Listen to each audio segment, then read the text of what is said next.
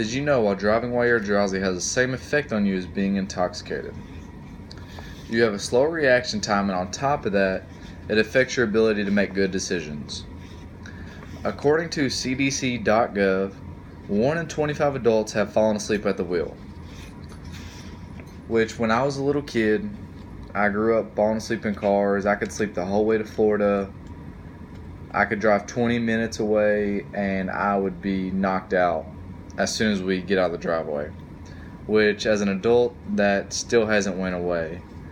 Which I know you're thinking that's a pretty big problem to have as an adult. And it really is. Prior to falling asleep at the wheel, I was driving down J.R. Miller Boulevard. Thought everything was fine. Thought I could make it to meet my buddy. Had the windows down. Music as loud as it'll go. Me singing on top of my lungs. Well, next thing I know, I wake up, try to open up the driver's side door. It was completely jammed shut. I look out the shattered windshield. Noticed that there was smoke rolling out from the hood. I crawl out the passenger side door, make sure the guy that I hit head on was okay, which he was already talking to 911.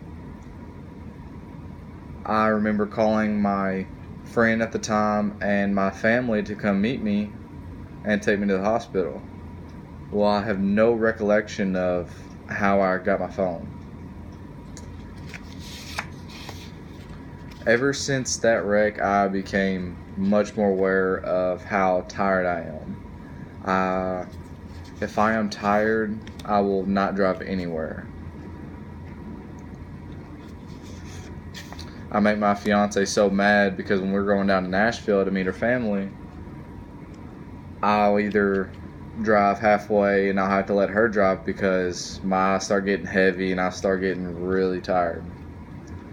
Or I'll either make her drive the whole way after she works a long shift at work just because I can't do it because I'm so tired and I'm afraid I'm going to wreck.